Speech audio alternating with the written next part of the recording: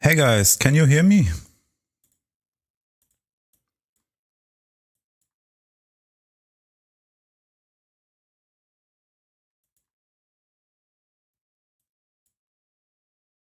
Okay, great. Hi Mike, how are you doing?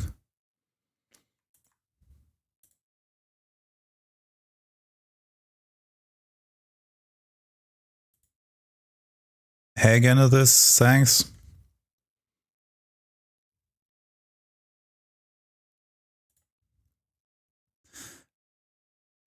Yeah, I'm fine too, thanks.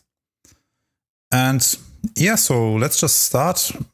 I think at first I go a bit through the new features like the UI features and other stuff, so that is maybe not as known.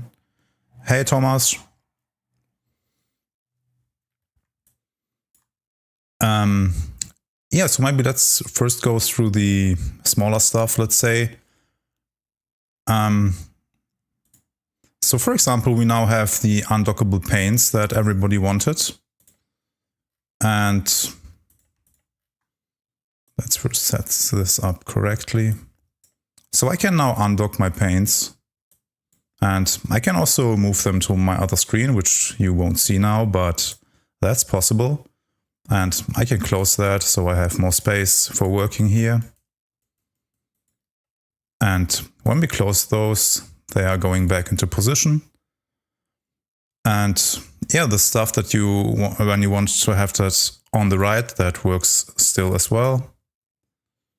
But I like to have it on the left. Yes, then for the UI, not that much changed. There's some improvements. Like for example, we have this nicer previews for the settings and stuff. And what's also maybe quite interesting when I open up a material, let's just take this one.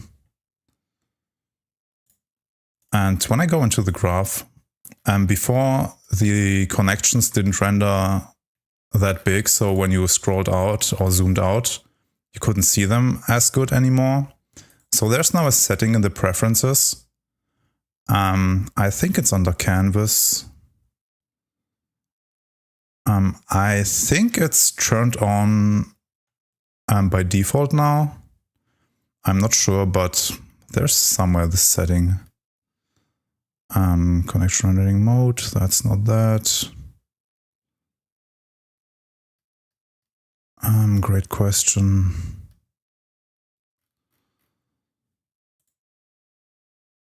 I think it's somewhere under canvas. Should have maybe looked it up before. Here, this one, zoom level independent connection size, so when I turned it off.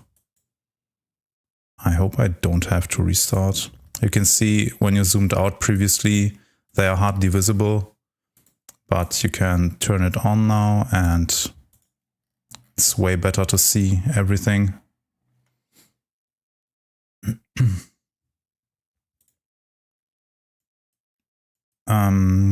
Yeah, then not that much changed for the UI, I think. What's also quite nice, because when I use a node like the Voronoi pattern it is, I think. Hey Tori, how are you doing? It's this Voronoi. And previously when we double clicked the node, the default setting was to open the node. And now when you double click, you could set it in the preferences before as well, but it's by default now that when you double click, you get the image preview in the image viewer. Hey Adam.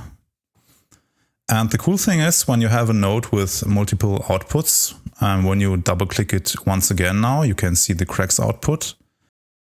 For example, turn on the cells, then we can basically rotate inputs.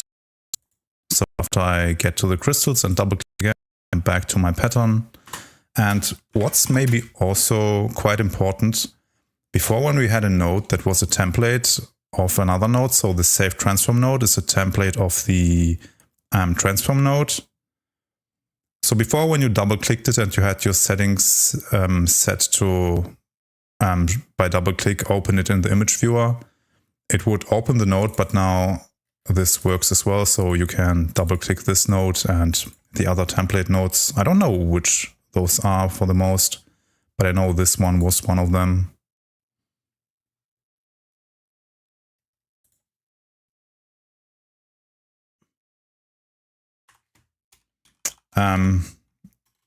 That's a good question, Genesis. I think not, but sounds like a great idea actually. So let's use this one again. Wrong one. It's just Voronoi. Like that. Yeah, it would be nice if this would be highlighted somehow. I think that's quite a nice idea for a feature request in the forum, actually. Yeah, that would be nice.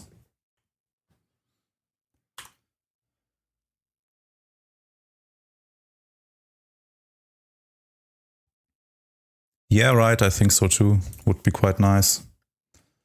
Yeah, then for the UI, I think not a lot changed. I think this show histogram was there before. And yeah, the other settings are, or buttons are the same, I think. Yeah, it's quite polished actually, I think. Maybe let's go to a layering project or asset texturing now. Hey Jeremy, how is it going?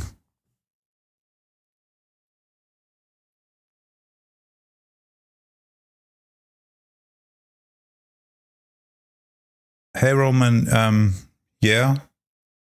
Again, I think the best thing is to write it in the forum and wait for votes.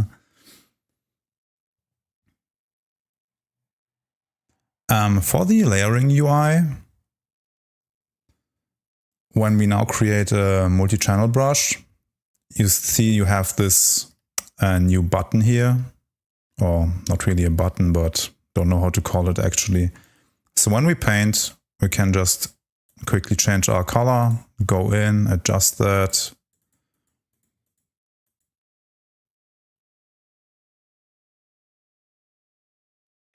Which one, Jeremy?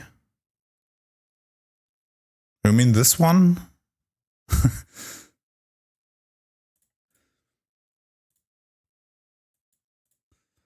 And the other channels are now disabled by default. So you could enable, for example, roughness and metalness. And as you can see, this spawns here as well. So we can just change our roughness on the fly or the metalness.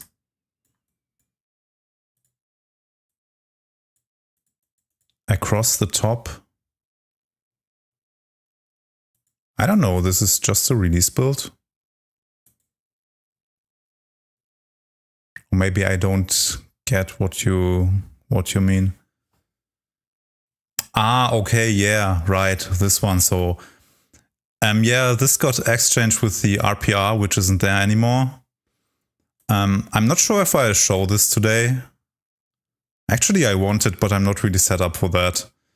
But yeah, you can now upload your stuff to Polyverse directly from InstaMAT. You can upload 3D materials or PBR materials or your whole packages. And it's an awesome feature, actually.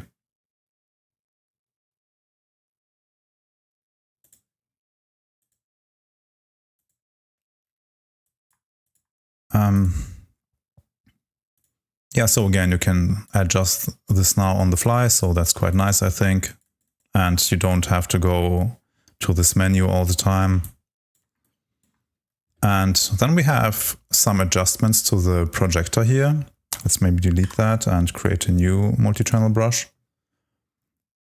And let's use an image. Let's just use that.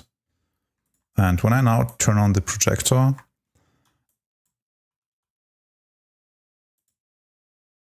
so R by pressing R, you can just scale it now. By pressing Q, you can rotate that. And there's also an issue, I think, that is fixed now when you input a different image here. The first one that was visible was the initial one, I think, but this is fixed now as well.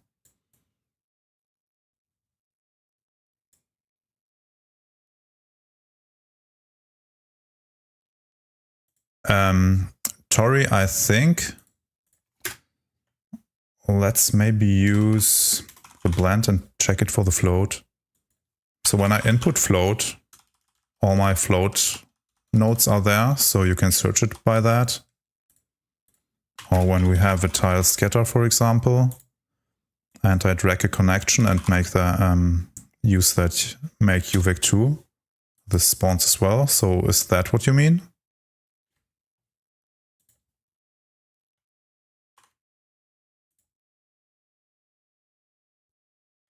But that works.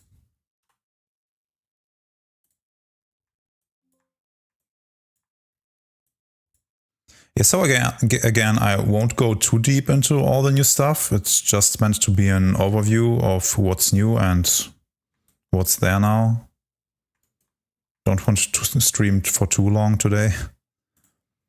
Another nice thing is the mouse wrapping in the image viewer. So as you can see, my mouse isn't leaving the image viewer anymore. So before, you can actually change that. Yeah, again, let's search for the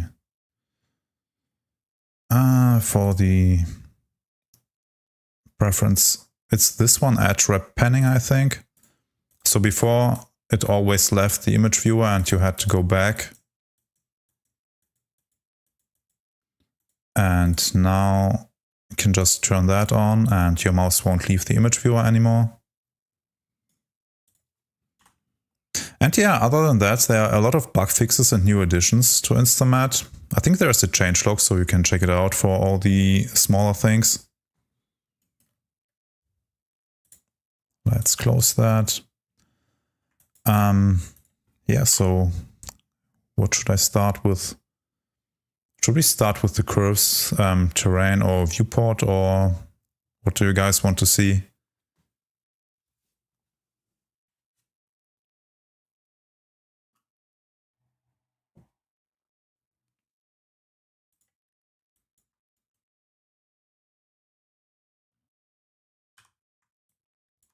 Yeah, so I prepared a few graphs or a few smaller projects. So let's take a look at the curves.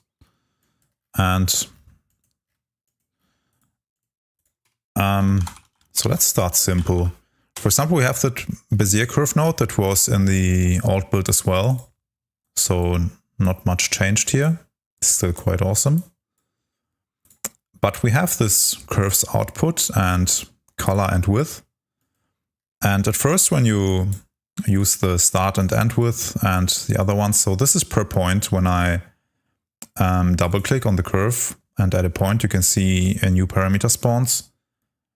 And initially you can't see anything because you need this curves lines node to make that visible.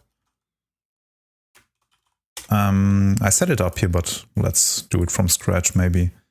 So I can input my points data and curves data, then set up my width input factor, and let's bump up the width as well. And let's use the points width data and input it into the width input. And now I can go back here and define an start and end width for my points. I think the smoothest experience is when you use the endpoint value for the next start point. It's not mandatory, but usually this looks the best for a smooth curve.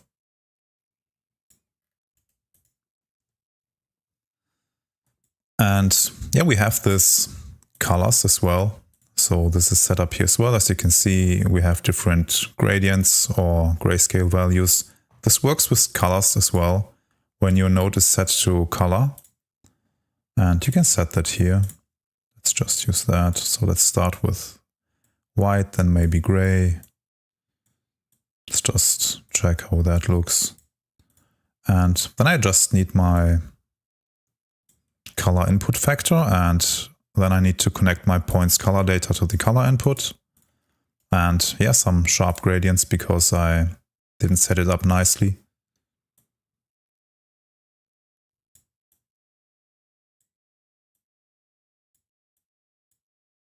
So again, it's the same as with the points. When you start with the same color as you end it, it's quite often the best result when you want to have a smooth gradient.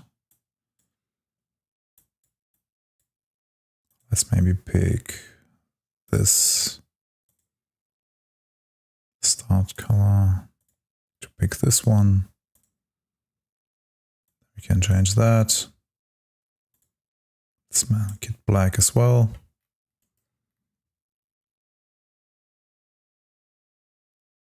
Yeah, indeed, I think I have it somewhere here. Curve sampler. But I wanted to show it in a minute.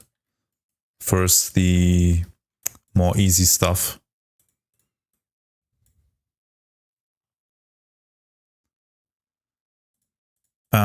Yeah, so I think that's nearly all about that. We have a floodful output as well.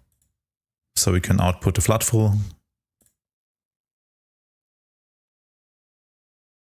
Yeah, again, I have set up a few things to not forget stuff. I didn't have too much time to set it up, but I think for a small demo, it's quite okay. So yeah, let's maybe jump into that. So I created two curves here with the Bezier curve node. And then I used the curves append to basically merge them. I used the third one and did the same. We also have the curves flip, I think. So if you want to flip a direction of a curve, you can just do it like that. So as you can see, this now faces down.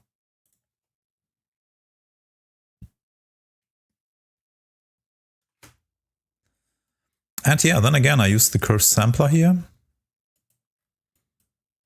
and inputted this gradient linear. I used the curve mapper to make with the width input factor. So this is based on the colors that we inputted here now. So the darker, the smaller the curve gets or becomes.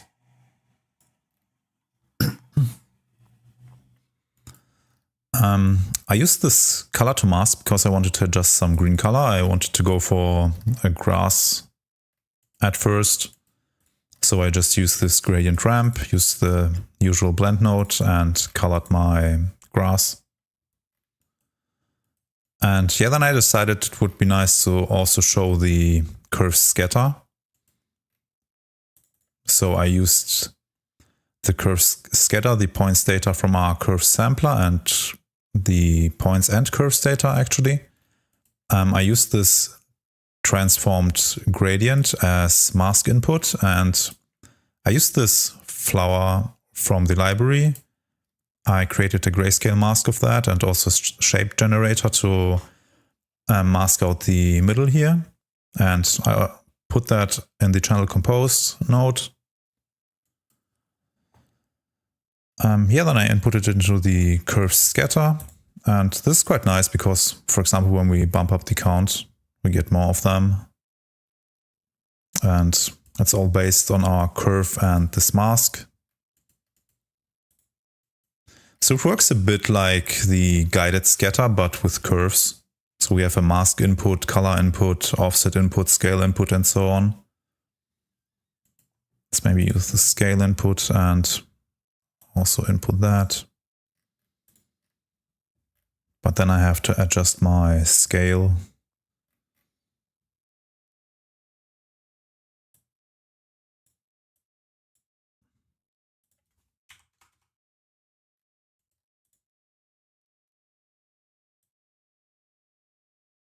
That looks interesting.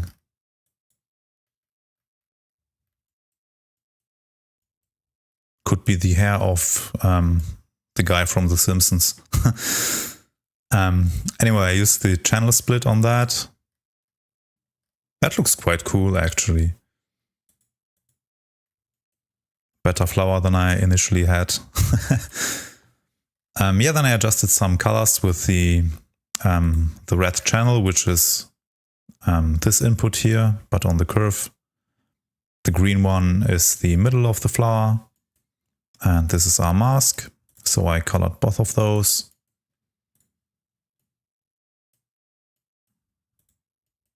But I forgot the mask, it seems. Why doesn't that work?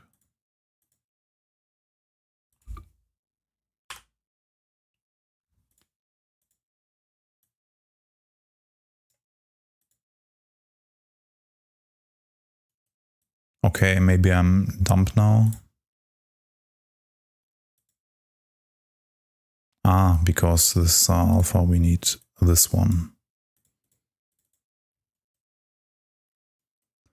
And yeah, then I just blended it over our twigs or grass.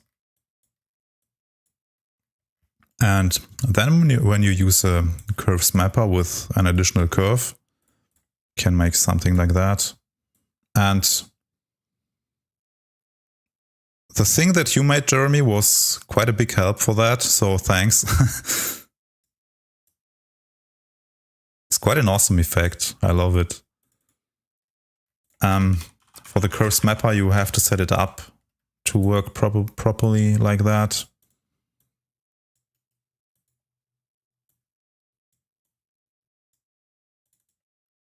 So we need to change the UV as a UV scale as it's set to 1/32. When I set it to 1/1, we get that once, and then we need to adjust our width, I think to something like 5 or something like that.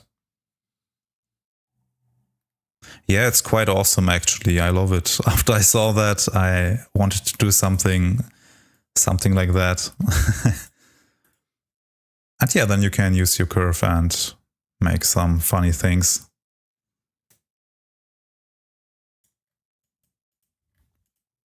So I think it's quite nice, not only for stuff like that, but also for materials or for stitching and such things. And there are quite a lot more of those. We have the circle, for example, fill node. Then a filter, which can filter curves. The flip I showed you. The mapper was this one. Curves merge, sampler, scatter, transform. And actually warp node. It's also quite nice.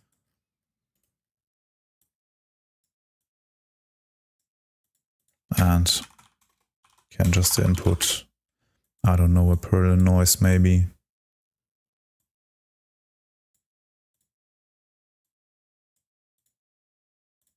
Let's bump it up higher.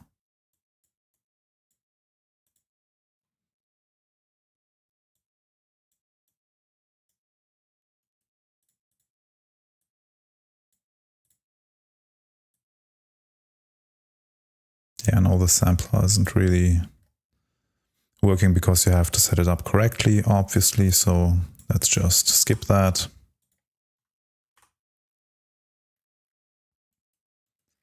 And yeah, I think that's for the curves for now. I think this is quite powerful, especially with the Bezier curve node.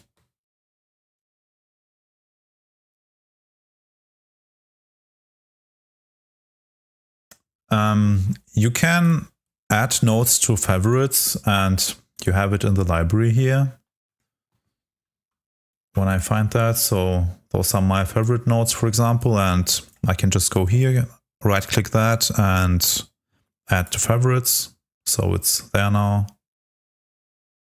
And you can also delete that or remove from favorites if you don't want it anymore.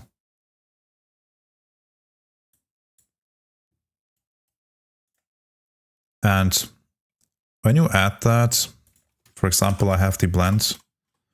When I use quick search and type in a B, the favorites is what is shown first. So everything that has a B in it, basically.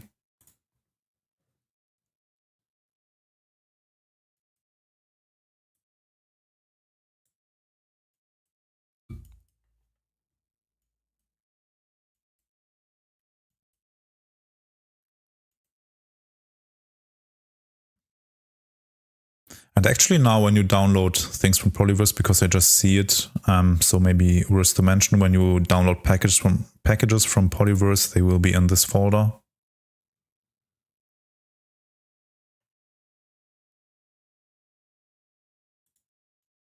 Ah, yeah, true, you can assign shortcuts in the preferences. So those are the nodes in my favorite list, and you can just assign a shortcut here. No, I didn't mention that, but it's a great feature.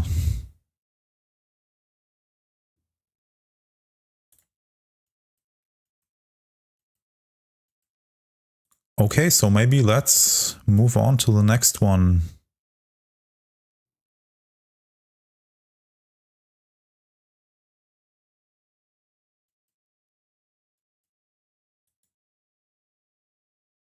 Yeah, again, something like that is good for a feature request, I think. Sounds good for me.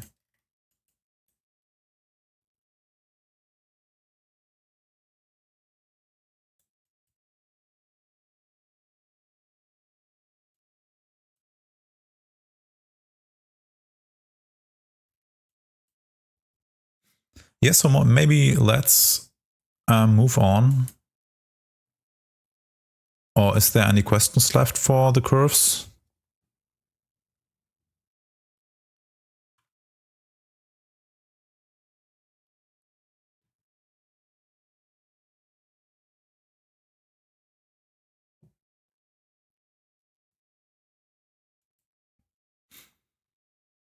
Or in general, if there are any questions, just ask. Maybe I can answer that.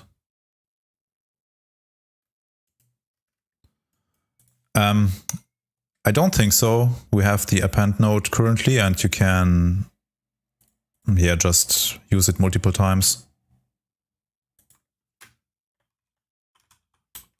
But again, also a nice idea. Don't think it has inputs.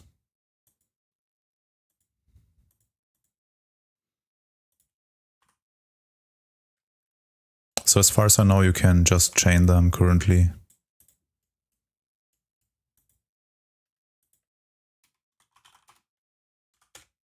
There's also this dynamic version where you can spawn more points than on the default one. And I don't know, I think we didn't really talk much about this node. It's quite awesome. You can also add an image as background, so you can add a shape as background and then drag along your shape. I don't think I have an image prepared now, but that's quite cool.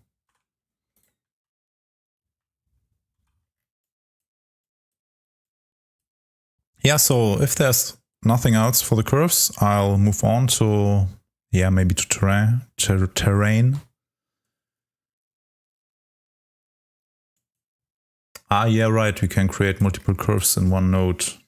Correct. Was it the dynamic only, or was it...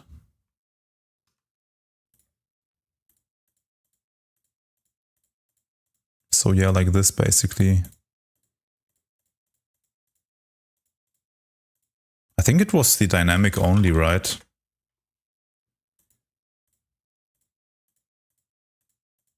Yeah, it's only the dynamic node. You can also increase the window size.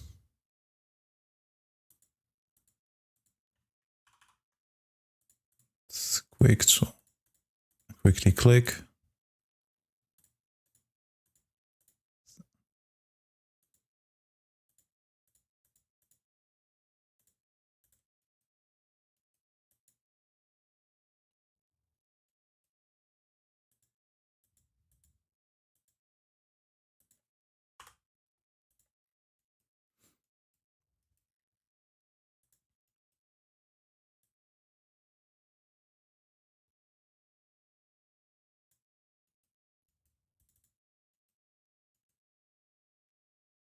Okay, let's maybe take a look at terrain creation now.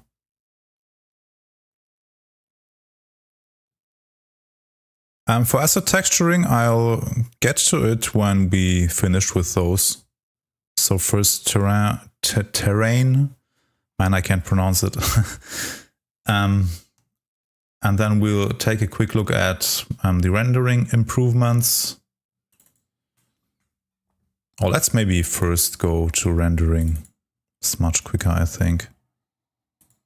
So I prepared this.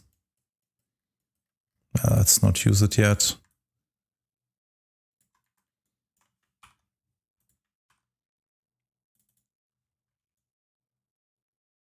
And it's currently also possible to use your own IBLs. So I can just drag and drop anything.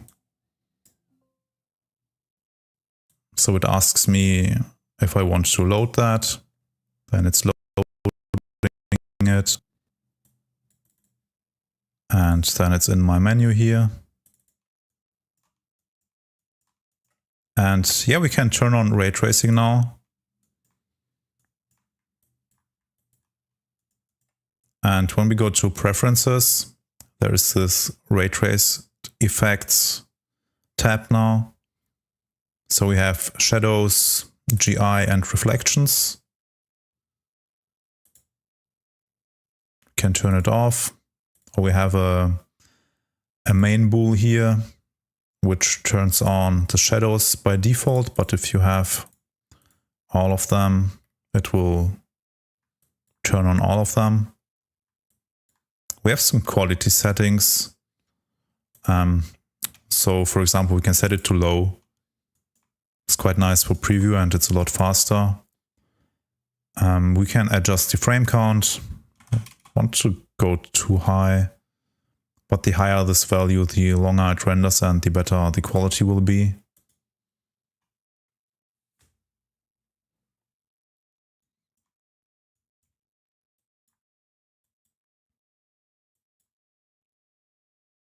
It's quite fast as well.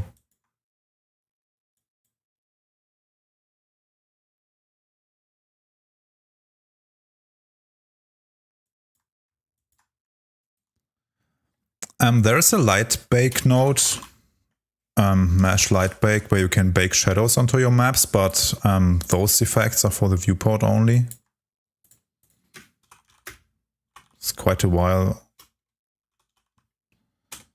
when I used it, so I'm not sure if I can set it up properly now. So we could input the mesh and bake some lights into it. Can change the lights, so you can bake some shadow maps and light maps if you would like to. You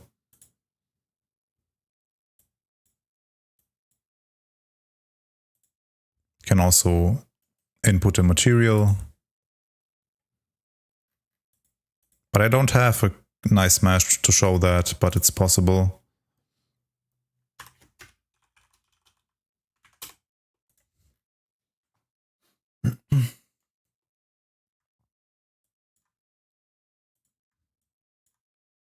And for the baking, you have your ray settings, etc. So you can adjust your bakes as well. But that has nothing to do with this ray tracing here. Yeah, and then let's maybe preview this.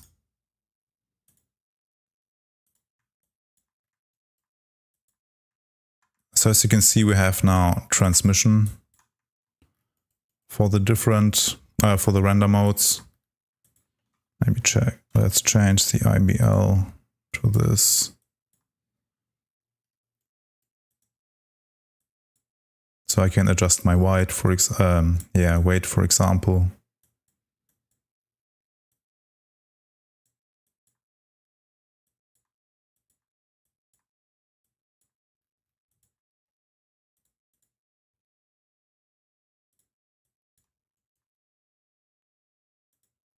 So we have reflections as well, GI that you can see at the bottom here.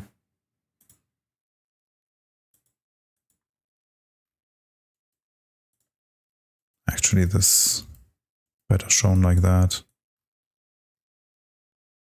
So I can add that emissive. Let's maybe show it like that.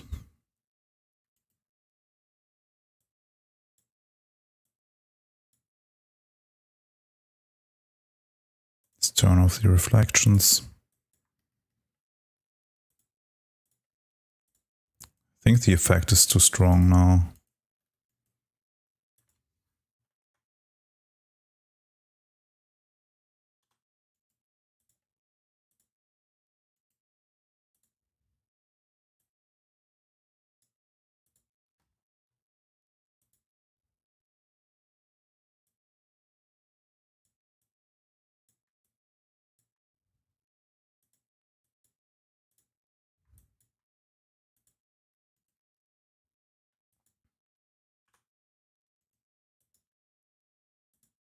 Then we can also render sheen and clear coat and all this stuff.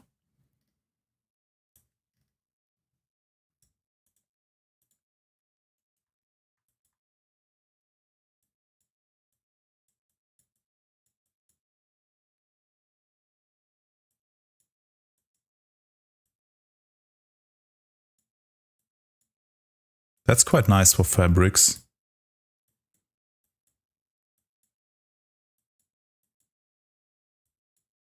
And as you can see, we have quite a nice bloom effect now.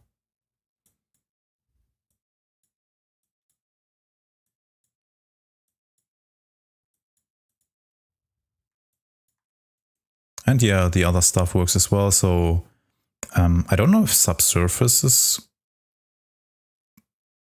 live or not, but the clear coat works. Transmission, as you could see.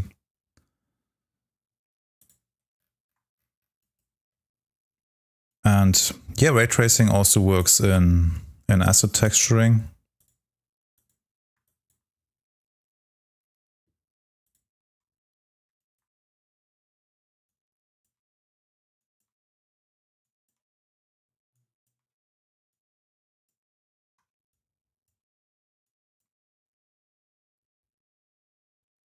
So let's maybe take a look at the terrain stuff, and then let's get back to asset texturing.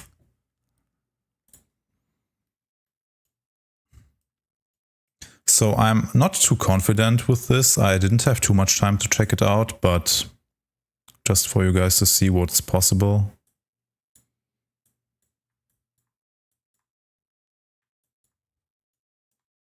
Let's turn off ray tracing for now. So this was quite a quick one. And as with InstaMAT, it's quite cool that you can just use a different input and everything changes basically.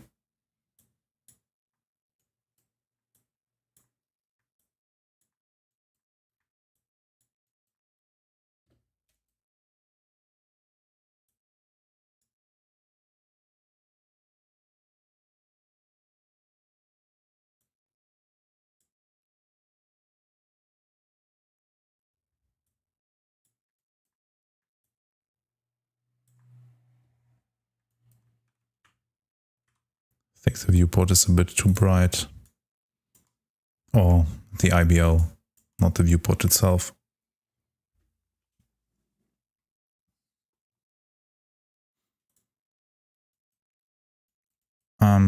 Maybe let's use this for the showcase.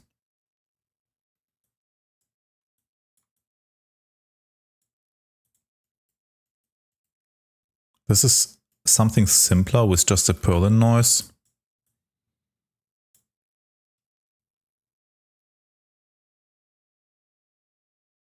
It's actually a series of nodes that you can use in every element project or element graph project. So you could also use it for materials, but the nodes are quite heavy. Some of them, at least, like the erosion, for example. But if you'd like to, you can use them for materials.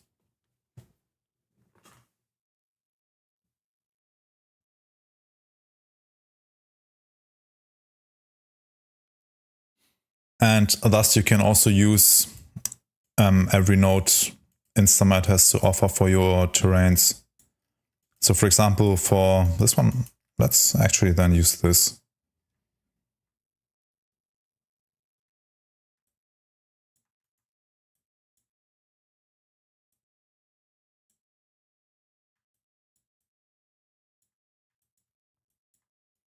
So I just started with the spots noise here.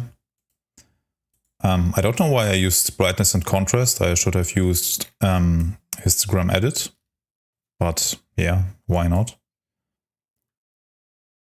Then I just slope blurred it with itself. Slope blur again with the direction inverted to get nice slopes or steep slopes for the mountains. Then a histogram edit to have a bit of those black spots, to have these valleys here. I added 2 curves to that, again for some valleys. So I use this Bezier curve node with the curved lines to not have it the same size everywhere or width. I blended it in with a subtract. I used an additional curve. So we have a valley here as well. I used this high stratification, which makes quite nice stratification effect. As you can see here, I used it once more at the end to get those directional details here.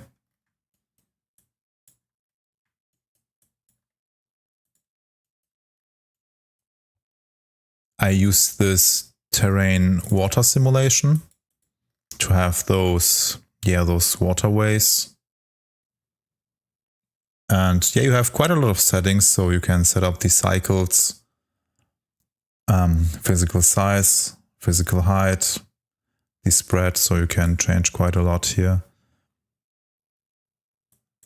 So this graph processes quite a while, so I don't want to change too much here.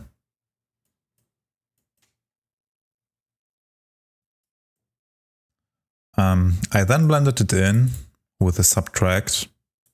So as you can see, we get those crevices on the height map. I used it once more with different settings. So those are a bit brighter and those are thinner. And blended it in again to strengthen the effect a bit. It's maybe a bit too strong. Yeah, then I used the erosion twice. So again, we have a setting for cycles, the strengths, slope, steepness. Again, you can change your physical size and height. And the more advanced stuff, I didn't really touch that here.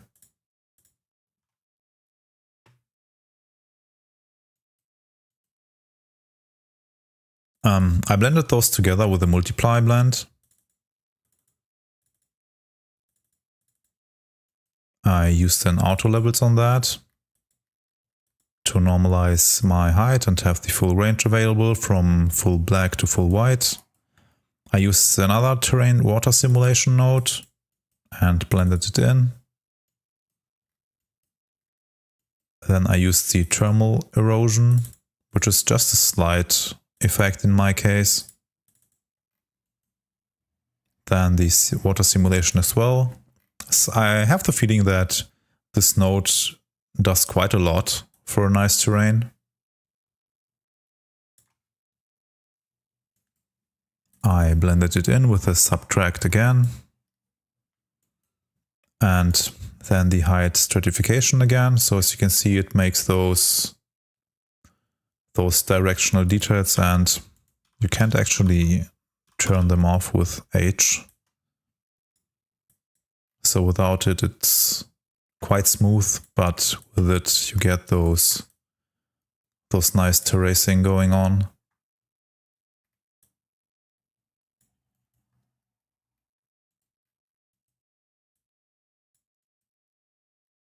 And yeah, then just on outer levels again. I think it's not really needed in this case.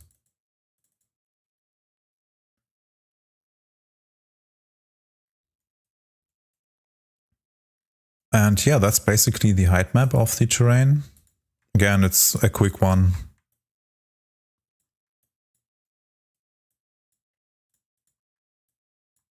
I really love that ray traced effect or shadows.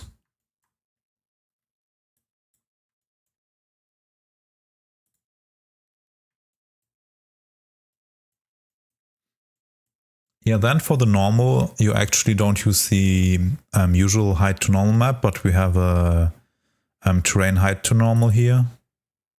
This is specifically for the terrains.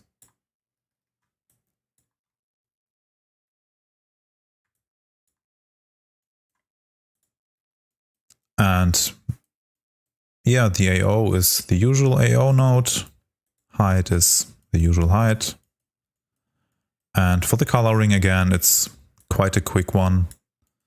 I use the sharpen node to get more of sharper details. As you can see, if I turn it off, we have this, yeah, softer details. And with the sharpen node,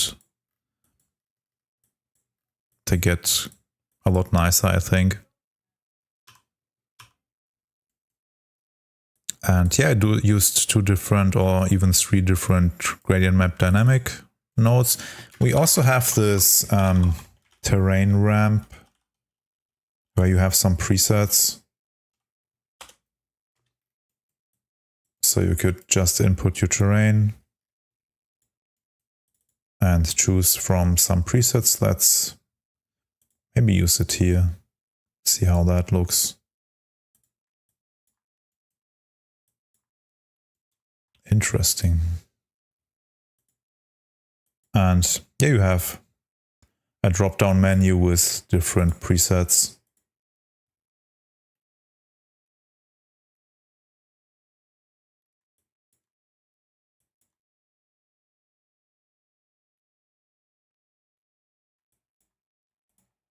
And then you can use an HSL operation on that to change your hues or the saturation and luminosity.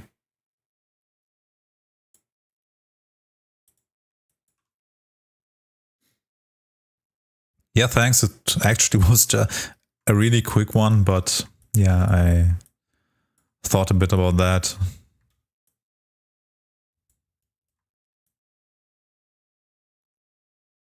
I didn't get too much into using those.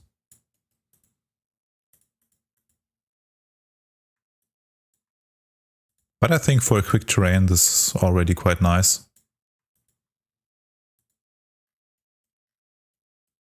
Yeah, then I used this terrain residual map. Yeah, this highlights local terrain variation and such. And use this as a mask to blend those together, which makes a really great difference. Then this snow simulation, which is also quite a nice node. I have quite a lot of settings here. Again, a physical size for your mountain at even a day of the year.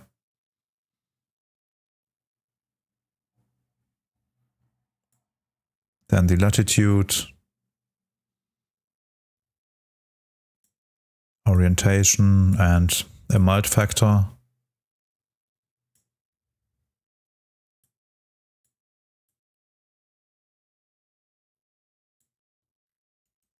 So it's again quite a quick process, I think, for quite nice output. And again, the really cool thing is that you just can change your input and make it a totally different terrain.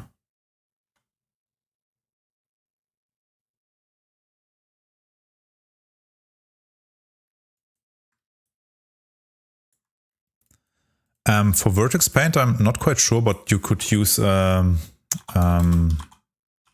to mesh, or how is it called? Mesh height.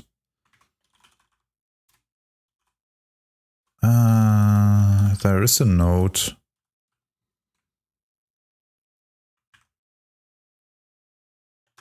Mesh from height. And yeah, we have displacement turned on.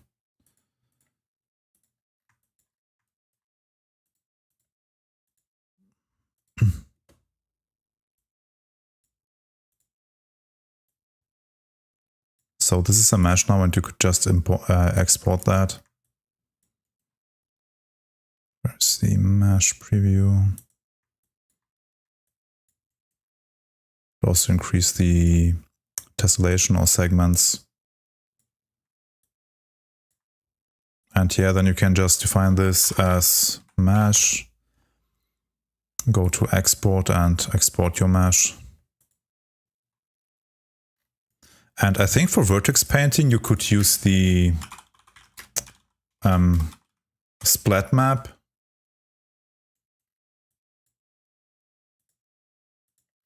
And when I input my terrain here, I can color different areas of my terrain.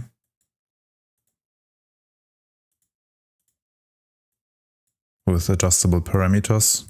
So I think this should do what you would like to.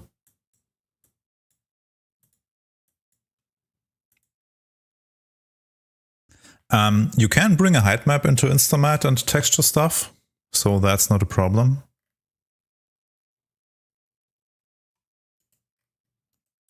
And yeah, then you could just export your output or the splat map, and yeah, then you'd basically have your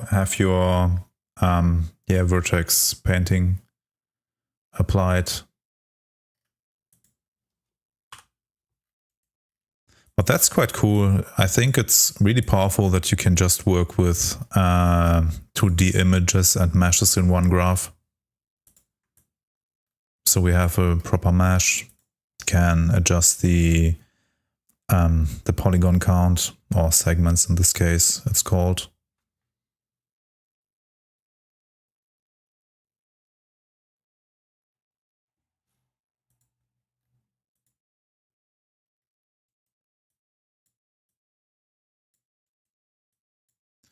Basically, as every project in InstaMAT, you can just use it through your integrations.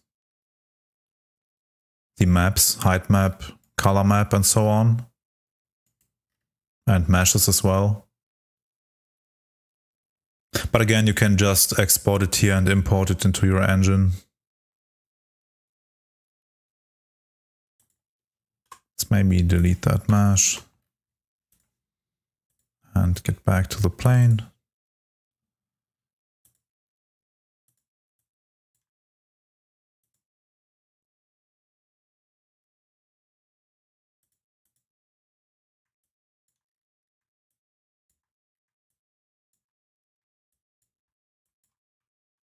Yeah, I like the more brownish color in between now. Great accident.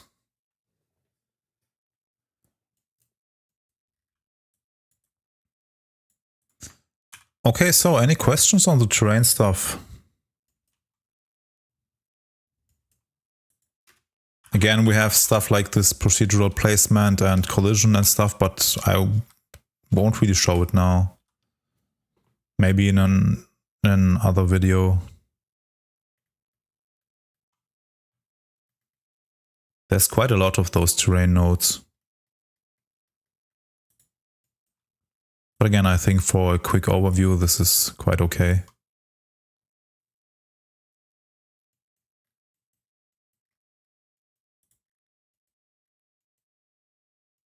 I mean, you can define the water level with the splat map, or you can use your flow map from the water simulation if you'd like to have those as rivers or stuff.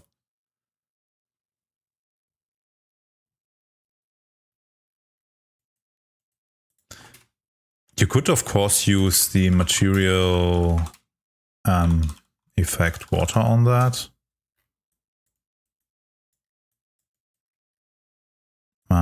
Let's quickly input all of those.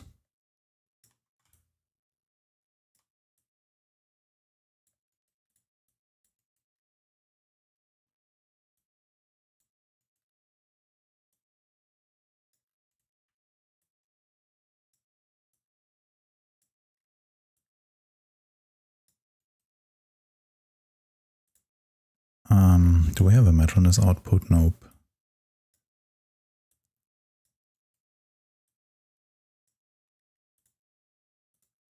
You could use that node for that.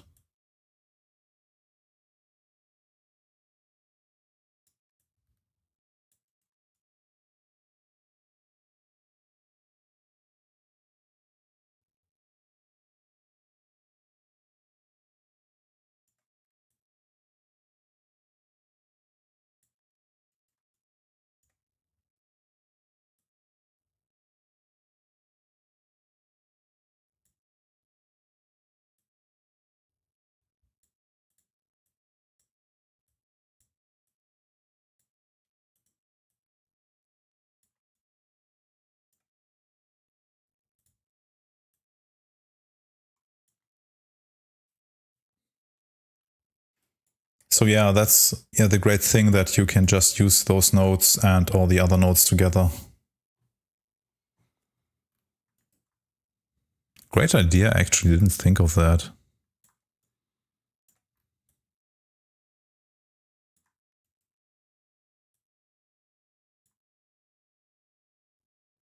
Yeah, you can set it up.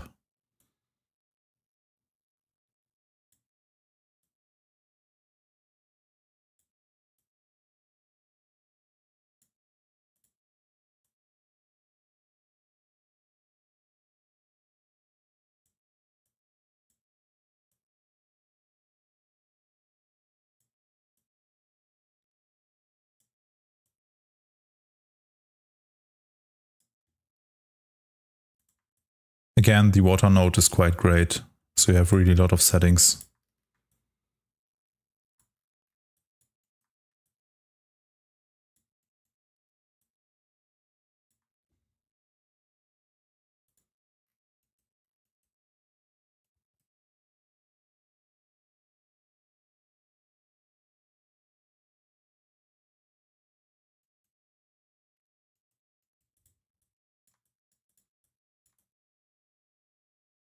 Yeah, but then Gaia is dedicated to terrains, and this is the first implementation here, so I think there's a lot more to come in the future.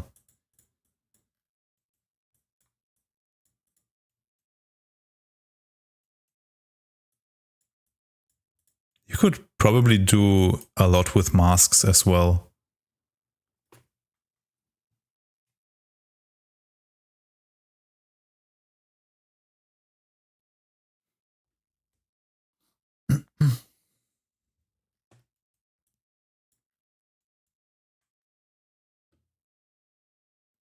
Okay, anything else on the terrains?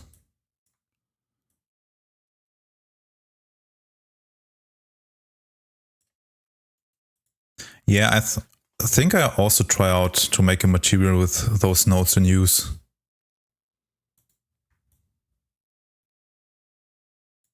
My water is way too green.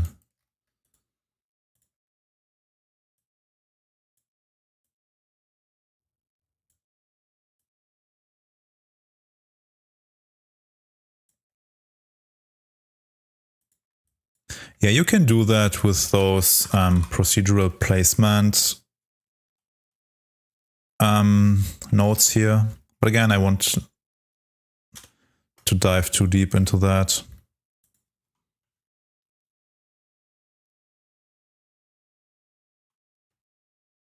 I don't know, probably a rock material maybe.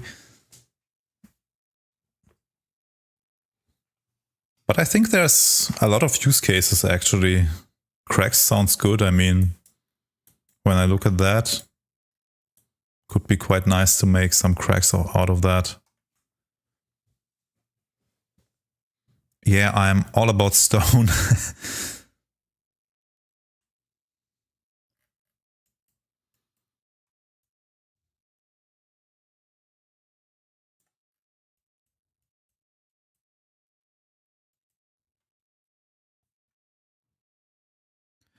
Okay, maybe let's take a look at layering.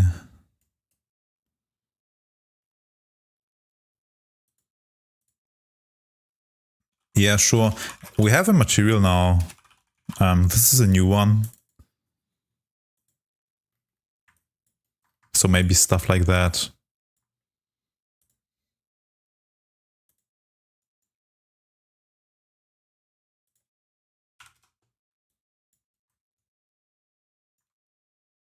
And there are a few more of those. I like this one. I think it has its use cases.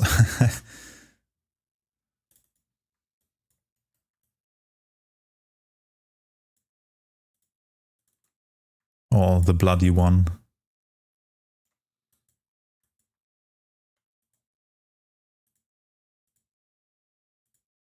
Yeah, there are also some nice additions to the library actually. I think we didn't cover that yet.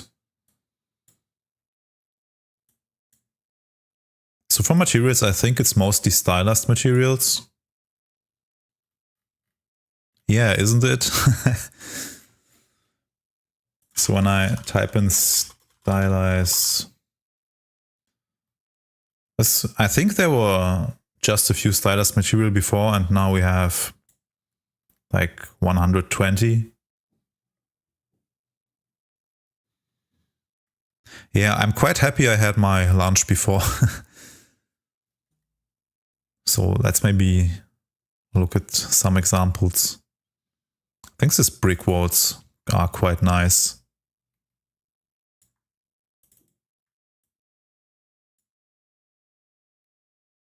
Or those columns, which you can use as, yeah, columns basically.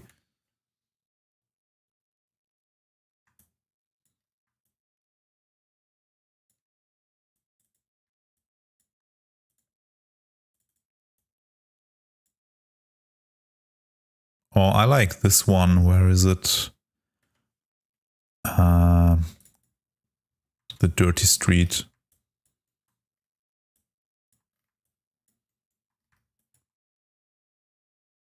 And if someone ever needs cigarette butts, there's a note hidden in here.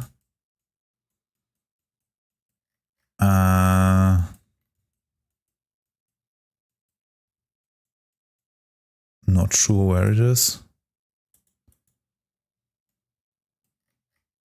Yeah, this one. This will spawn you cigarette butts if you ever need some. So you can just copy and paste it. It's quite hidden.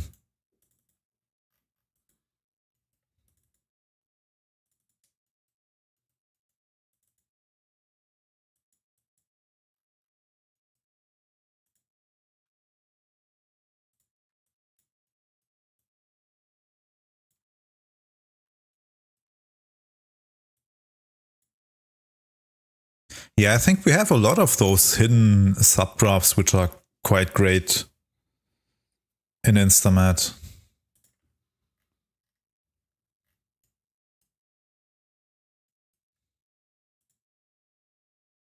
But yeah, in general, I think this is one of my favorite stylized materials.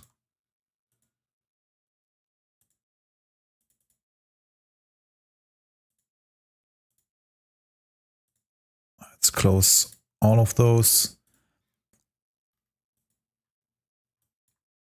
And what's also quite nice are those manhole covers. Not moan, but man.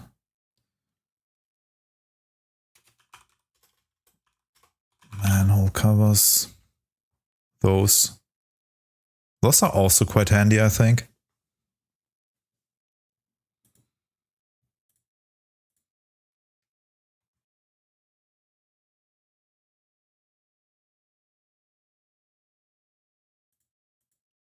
Yeah, true. But I think in general, when you see something nice on a material that you want to reuse, just check the graph and there's probably something in there.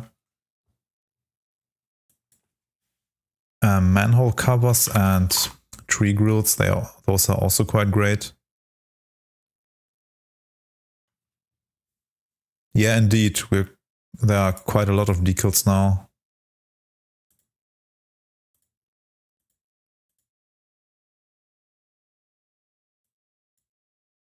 I think most are for sci-fi, but also those splashes or splatters and some bolts, the cracks, folds.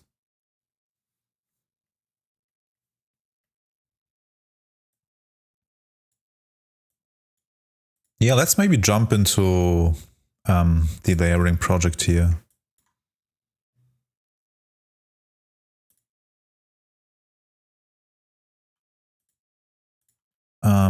Let's maybe start with the decals.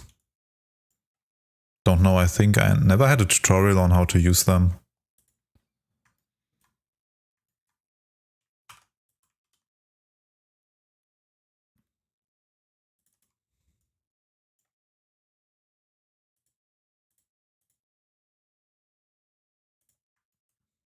So when we click on, let's first deactivate this and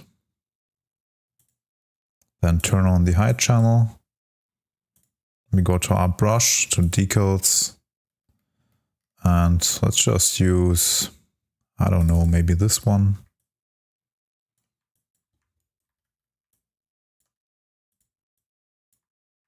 This is a small one for color, I think, not so much for height. So let's turn on base color again.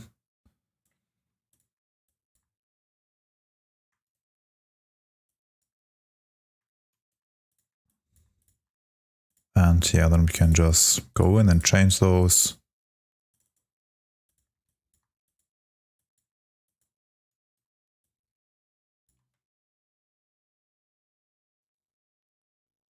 Yeah, true.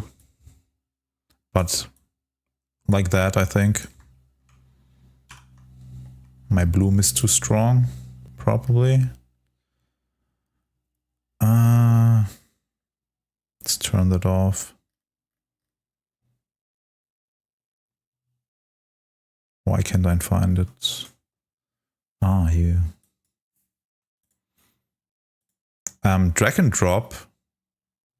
You can drag and drop them in your channels. I don't think for the brush.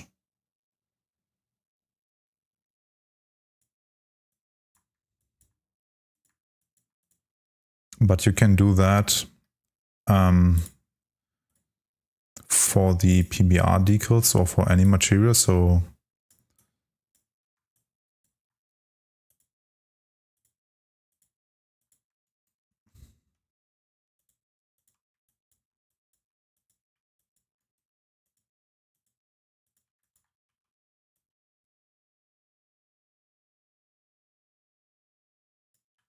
yeah, onto the object, that works, right?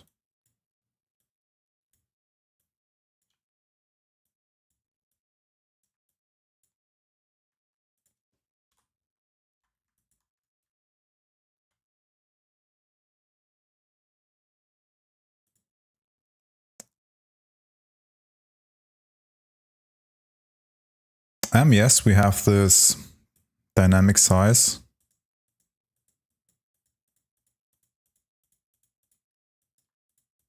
This also works with the tablet, so when you click on that and set it to pressure, you can use it with your tablet pressure, or even with the tilt and rotation.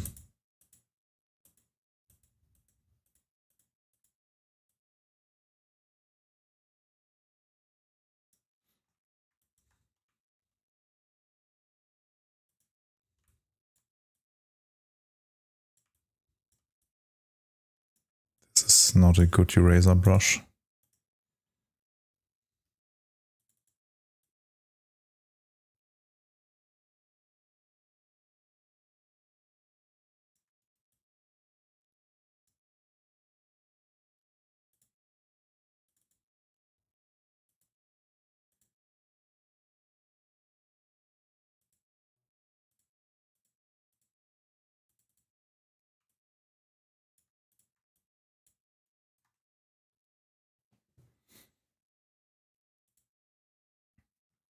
You can also randomize the flow and rotation. Let's maybe bump up the spacing. Yeah, this particular brush won't rotate great. Let's maybe use that.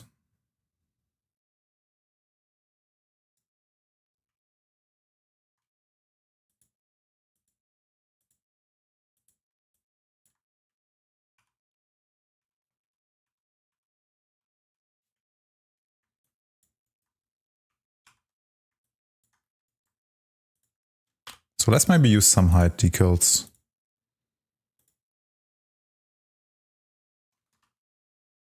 Let's first turn off the base color and set the height to white. Again, we now have those where you can adjust your color, for example, or grayscale value. I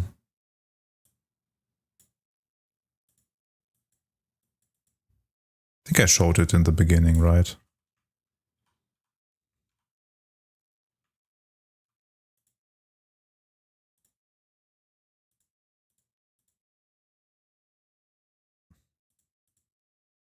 Let's maybe use some of those.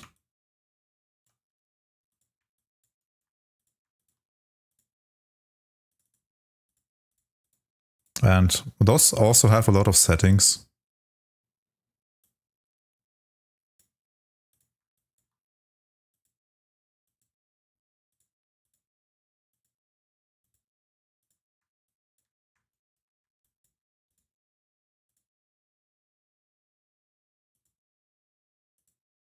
And which are also quite cool.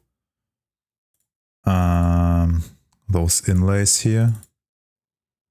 But for that we need to change our height to subtract.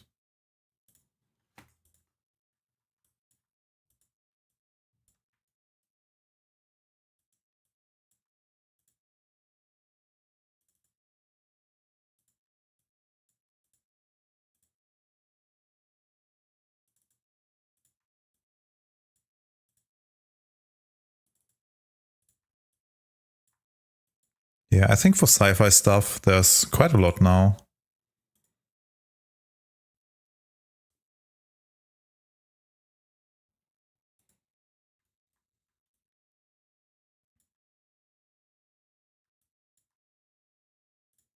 And yeah, then of course we now have the references.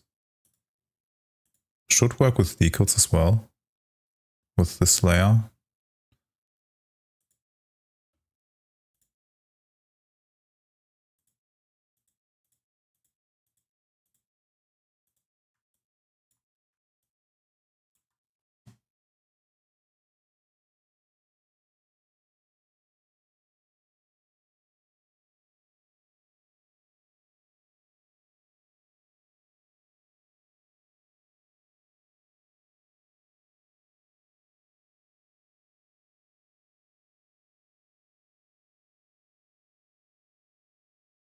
That's a good question.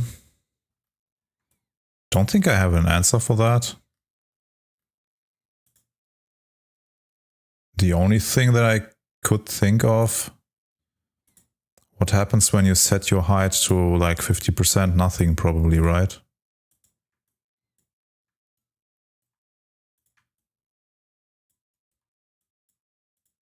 Yeah, I have to think about that.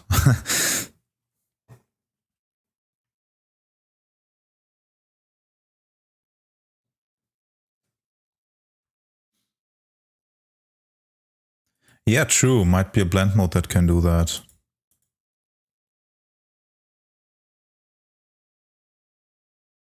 I think for such weird stuff, Phoenix is always a great call.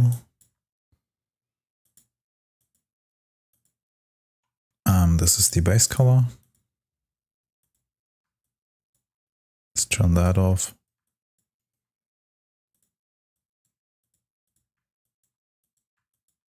Maybe not Phoenix. What happens when I use black? Whoa, that looks interesting.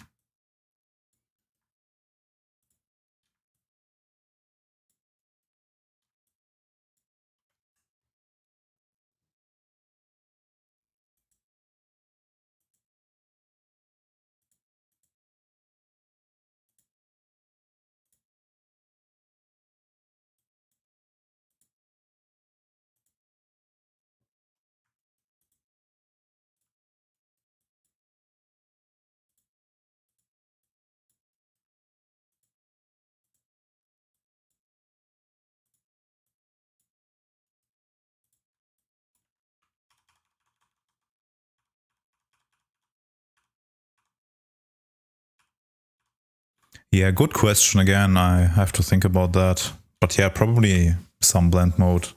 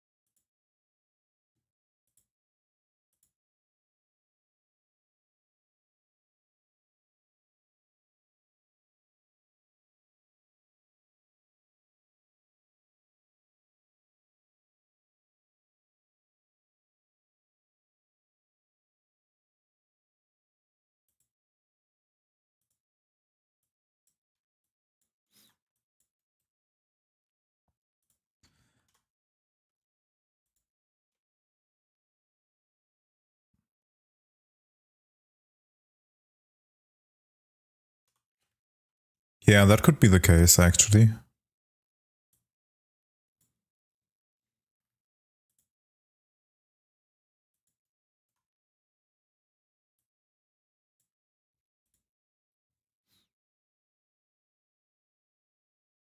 Right. One other thing, maybe you can now add materials to your library with just drag and drop. So when I open the log here,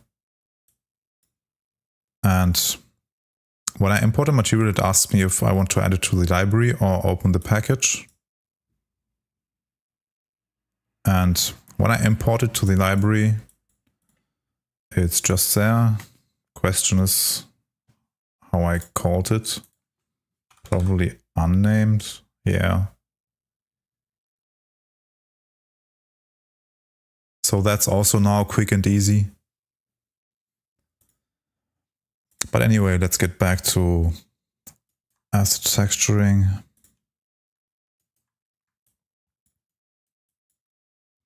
And yeah, I think for asset texturing, we have quite a lot of improvements in InstaMAT now.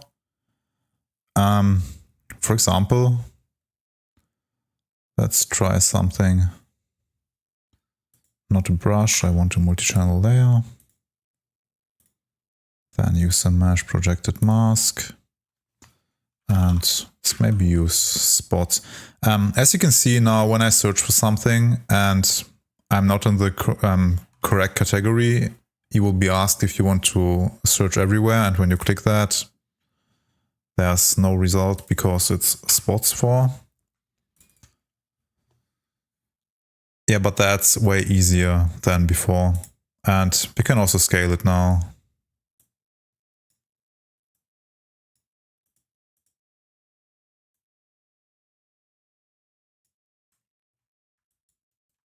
And yeah, we can now do some effects on our masks.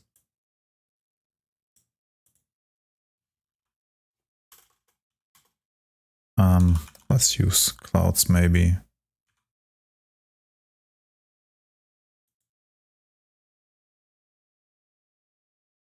Ah, okay. Didn't know it was in EA3 already. I thought this was new.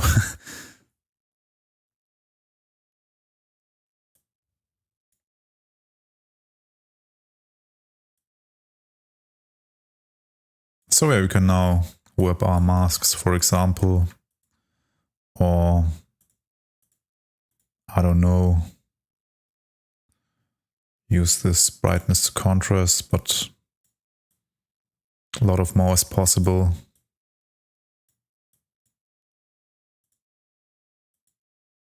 And as you can see now, when you use that for a mask, the icon looks different. Because when I spawn it here, it has this effect icon, and for the masks, it has the mask and effect icon, so you can distinguish that.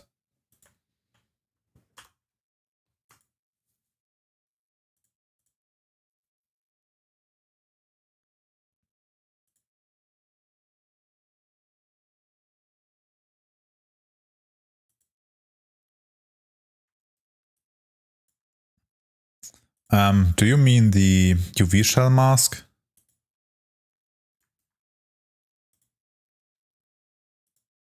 This mesh is, consists of, I think everything is a separate mesh, so I can't really show that.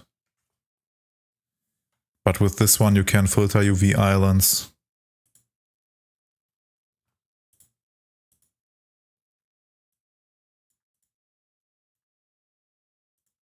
And you can also select multiply by holding control. Yeah, I think for this mesh, everything is one UV per mesh. Actually, this mask could have different ones. Not quite sure. this is really old, so I'm not sure how it's set up. Maybe the head, but I don't know which one the head is. Just know that this one is the biggest, so it's the best to show something.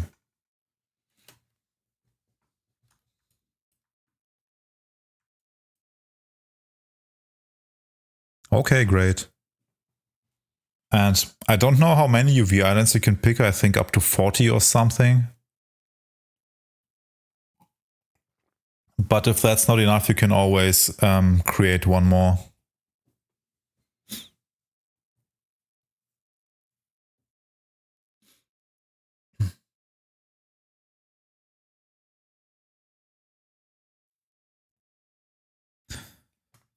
Okay, so we are 1 hour 20 in. I thought I streamed for 1 hour, but there's a bit to show still. Yeah, let's jump to the references maybe. Right, we can.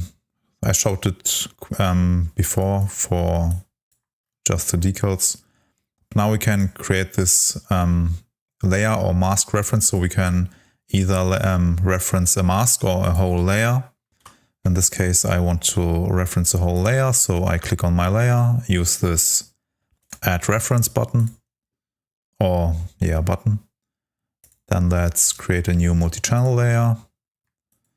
And yeah, let's just maybe remake that embossing effect. So I use, let's quickly set this up. So we don't need the base color, but just the height.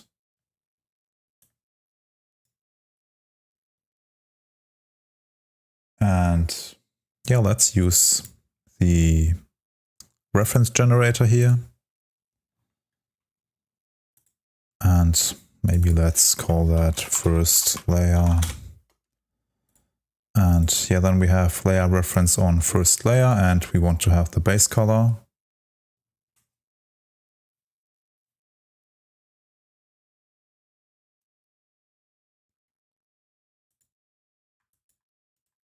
Then let's use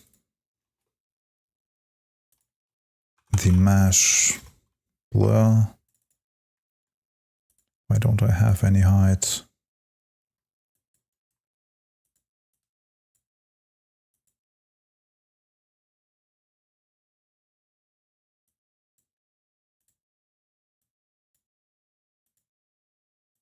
Set to add.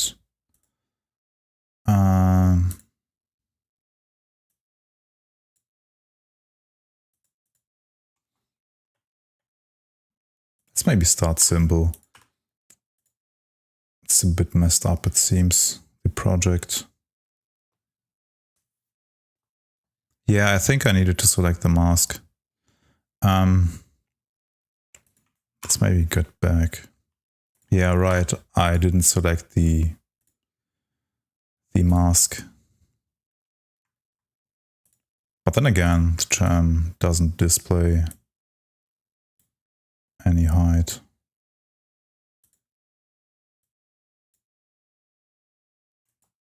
I mean the layer itself.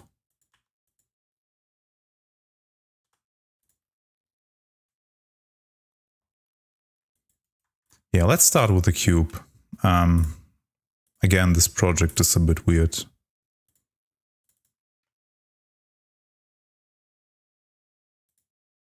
Yeah, I did that, but let's first see if I get some height going. So let's use the brush and just something like that. And when I now reference that, I think the base color should be correct.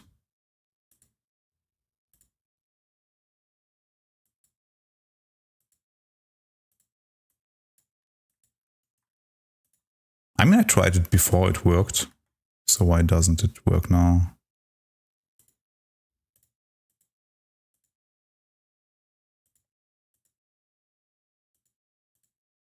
Funny.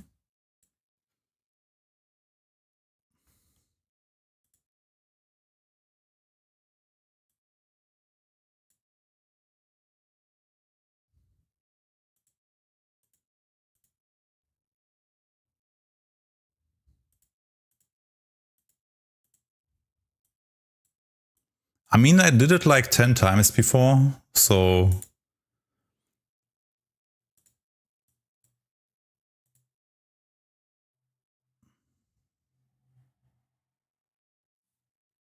No, you don't need displacement, so it should be normal, a normal info.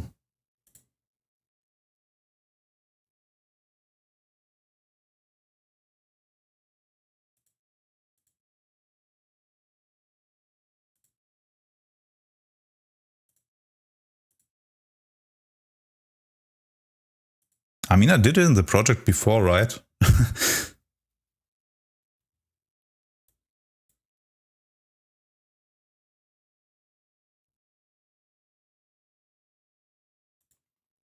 Yeah, let's maybe try with mask. But it's weird. Again, I prepared that before. I tried it like 10 times or so. And now suddenly I'm doing something wrong. Well, that's funny.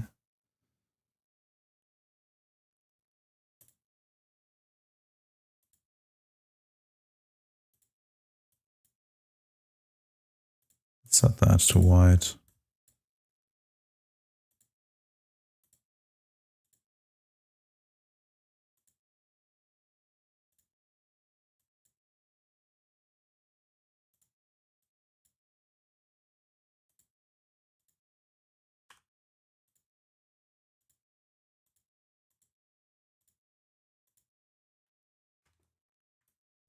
Ah, now we have it.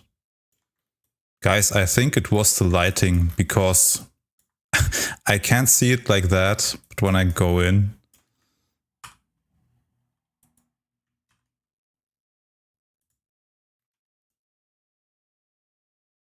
yeah, it was the lighting.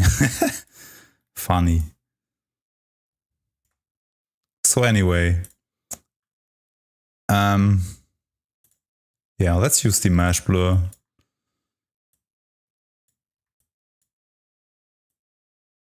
It's hard to see which IBL did I use before. Not this one. But we can still override that.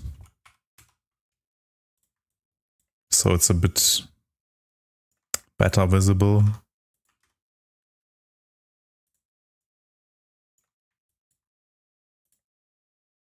So right to 10, it's a bit strong. 5.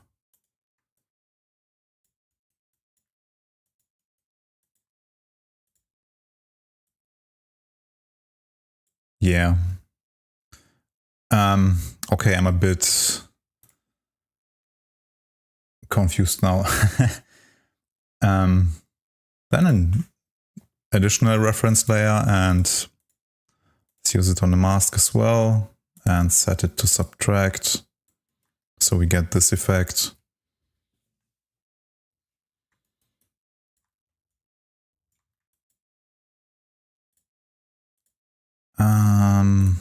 Right.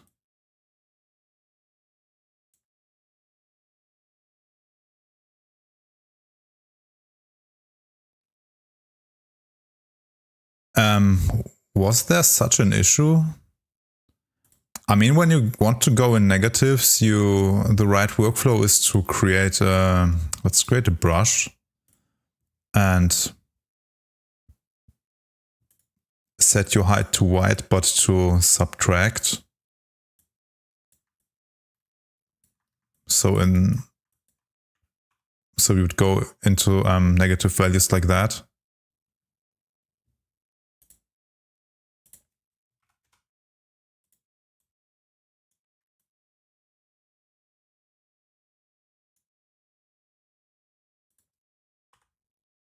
So I think this is the correct workflow. Just set it to subtract.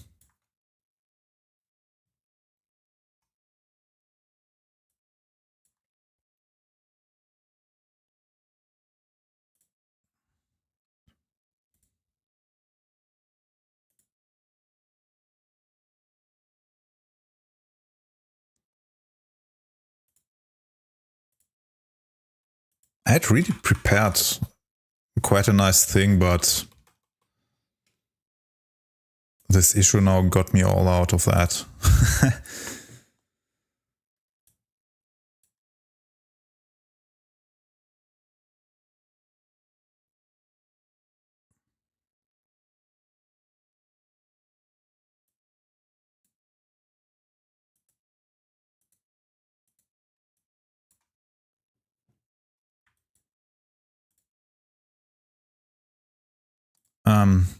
We still should be able to, for example, slope warp that, blur. Oops.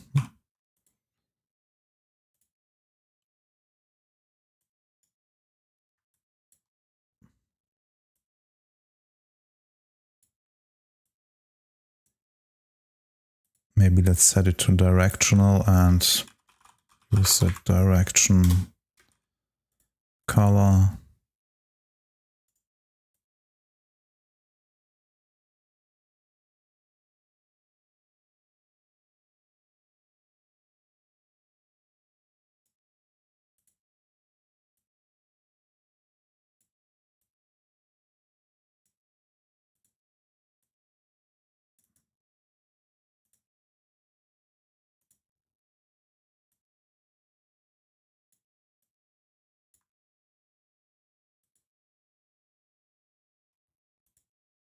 And yeah, then we can just paint, and the meshes, the UVs for this mesh are a bit weird.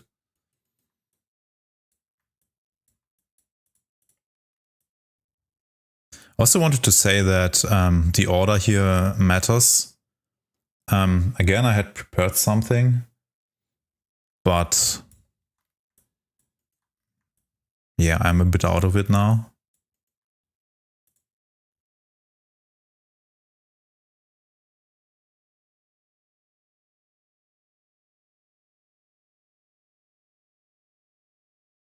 A bit late, right? Don't know how long I will stream. I'm online for 1.5 hours, and I initially wanted to do one, so I'm not sure.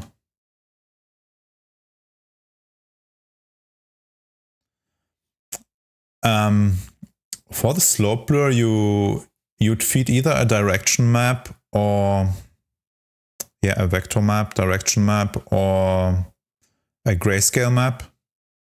But you could use a grayscale map and with the height to direction, I think, make a direction map out of it.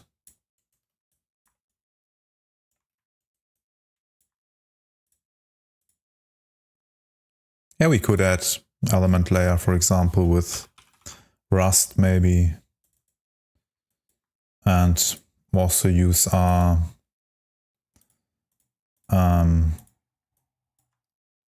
so this is what I meant. You probably need another reference. So this is something I figured out before. Not sure if this will work now. Of course it doesn't. But usually the order here matters. Again, I had prepared something really nice, but maybe I make it as a dedicated video then. It's quite new for me as well. I never used the anchors in Painter. And last time I used Painter is like 5 years ago, maybe.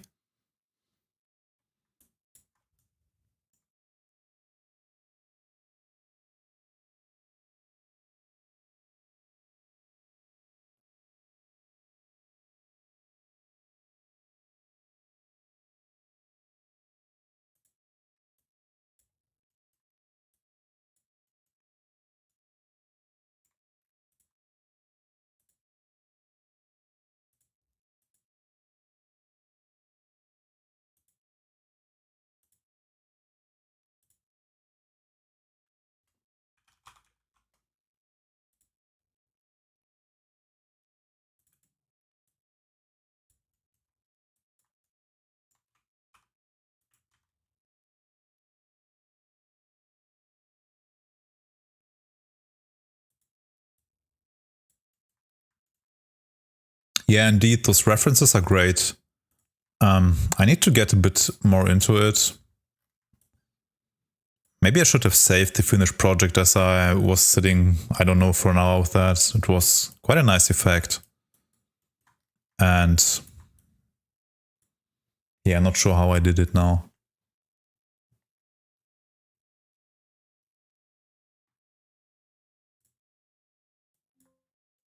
So maybe try it again on this one.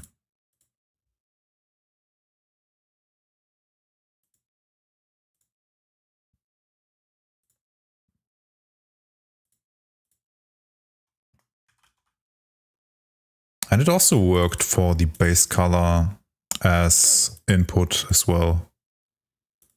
Let's see if it works now. Right, multi-channel layer.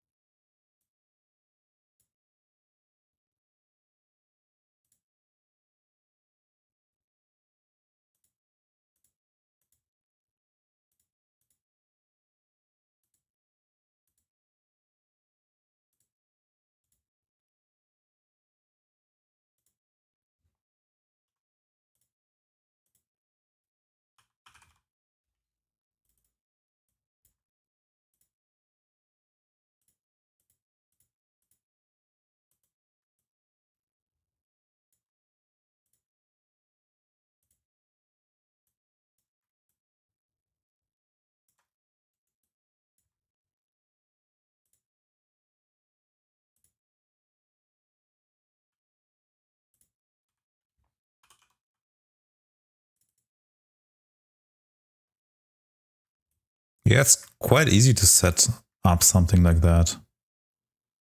Just wanted to try if I get the stuff going that I had before for the tests.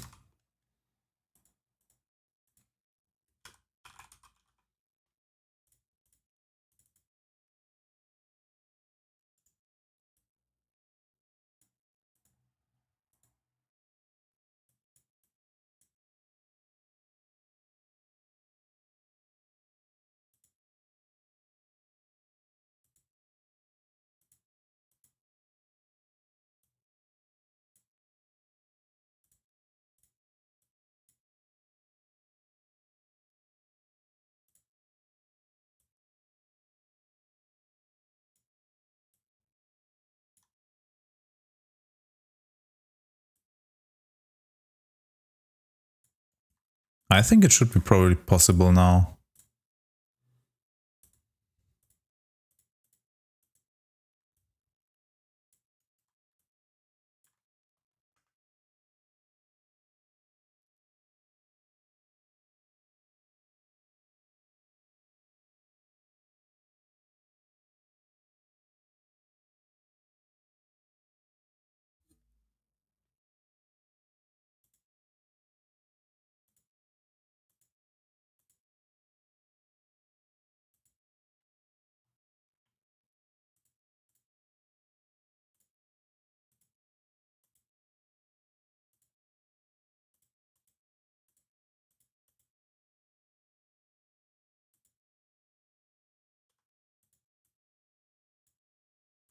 Yeah, so this is what I wanted to show initially. When you have your reference and you add something on top, you get basically no effect, so the order here matters.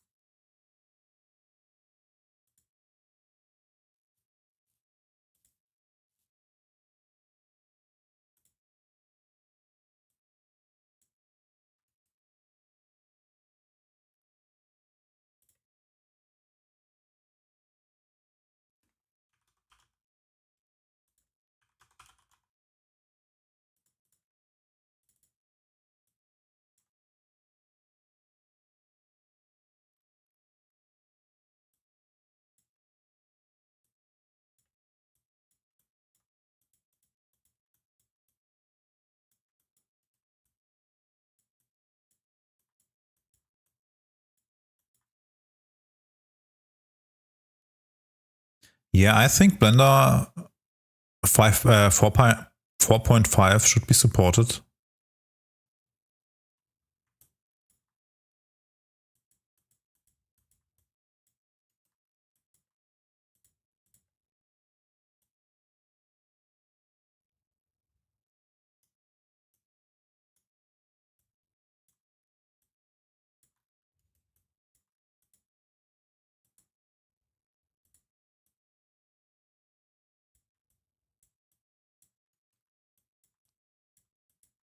The references are really fun, actually.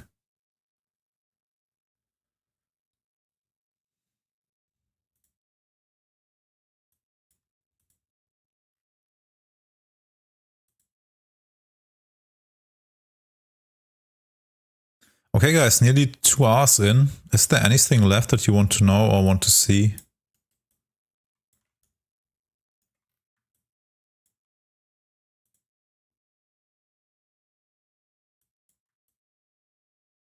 I think we covered most of it. To a degree at least. I didn't show the polyverse integration, but it's self-explanatory. So when you click here, you will be, your browser will open up and it will want you to connect to Polyverse. Then you log in, go back and then just upload your materials and yeah, whole packages even.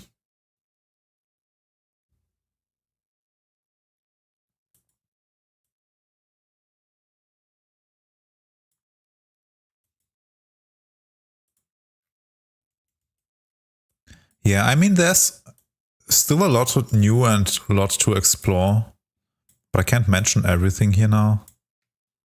Again, maybe another stream or a dedicated video on that. I wanted to transfer this into a video as well. Yeah, probably next week. Maybe sooner, let's see.